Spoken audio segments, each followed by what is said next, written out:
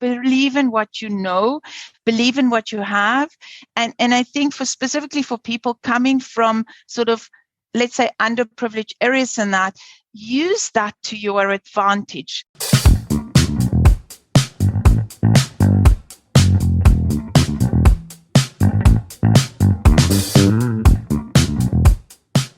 I'm Suzelle Aber.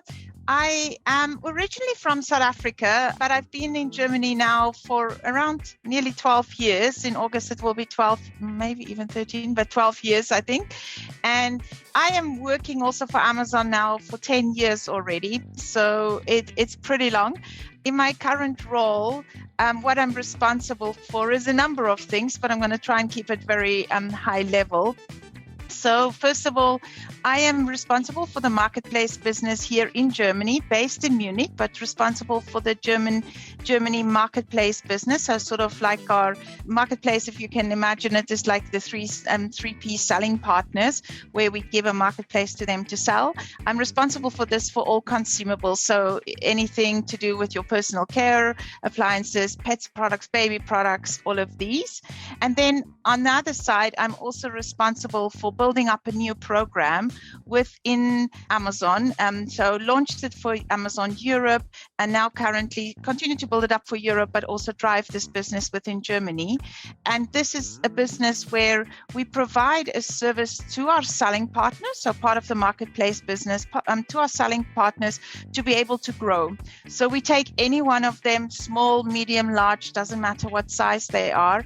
And at a small fee, we provide them like a dedicated account manager to grow their business and scale and, of course, become successful on Amazon. One thing that it is working for Amazon, and believe it or not, even though I think it's 1.5 million employees or something across the world, I never keep track, but it's really like working for a little startup. Now, that sounds very strange, but true.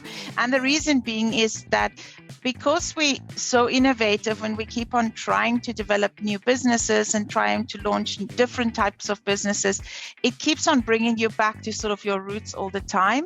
And it keeps on bringing you that element of, oh, but hang on, we got to start from scratch again because everything is not there. So I think what it really gives, what it's like working is, it is a lot of dealing with ambiguity. There's a lot of sort of working with a number of teams across different areas. But what's the excitement piece is that you get to really work with so many different people and so many different cultures in that, also here in Germany, but everywhere.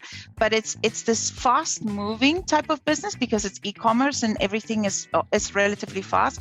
But at the same time, it is that feeling that you work in a smaller team and that you really get to work also with, the startup feeling, being able to build and grow things, because this is the one thing that keeps Amazon. So we call it the day one culture, which is really this thing around making sure that our people are also getting their hands dirty, getting to work. So everything is never perfect by us, and we never say, okay, now it's finished, now we stop. And that keeps on giving you that startup feeling. I was always really passionate about computer science, computer programming, and that. I also had a bit of programming science and that in school. And it was really an element that really enticed me. It excited me. I was not so eager about biology, science, everything like that, which at that point everyone seemingly wanted to go into. I was more on the economic side and that.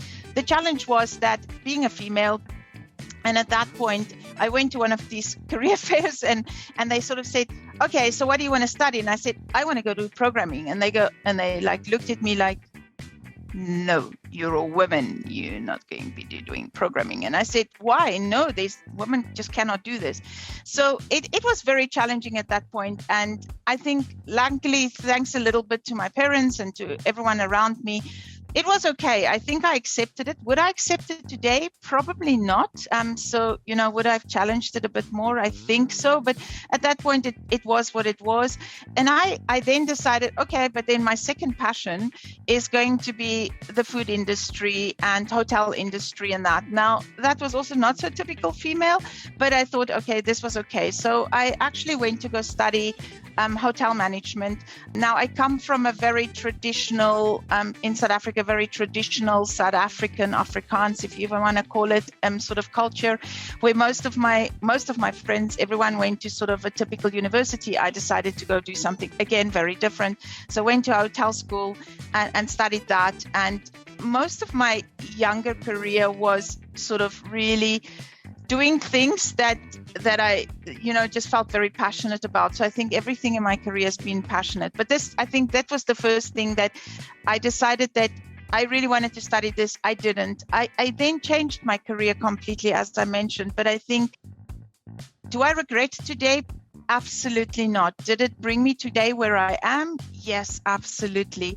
Inclusion, diversity, and that is really a fundamental part of Amazon, purely because we are so diverse and our customers are so diverse. And Jeff Bezos, our previous CEO, rightly said that diverse perspectives is something that's just the right thing to do. He says it is necessary, but it's really the right thing to do. And I think this is we have these leadership principles that Amazon really work by. But I think on looking really at diversity and that, we just do diverse perspectives and we bring it really in everyday little life. So I give you one example is any meetings that we do, and we like to do documents and everything, and people can read up about those. But I think when you're doing a meeting, we try and bring diverse perspectives in by simply bringing people in that's outside of your very close circle. And this forces you to actually be inclusive, because you cannot actually run a meeting without including them and getting their perspective. So it could be different culture, it could be a different age, it could be a different background, it could be anything that it is, that just not even in the same team, because as soon as you just move outside of that team, it's a different perspective.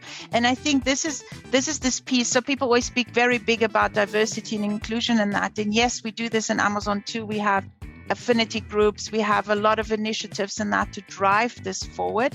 But specifically, this is for everyone in Amazon can just do. And I think this is something that we really strive to drive as a leadership team as well, across our teams and across our new hires and that, to get that sort of really culture to come and work in Amazon. One for me is to really follow your passion in that and really believe in yourself. There's a book, if you ever get to read it, she's the author from also Grey's Anatomy and that, and I think she says something, and specifically this go to your female circle people listening.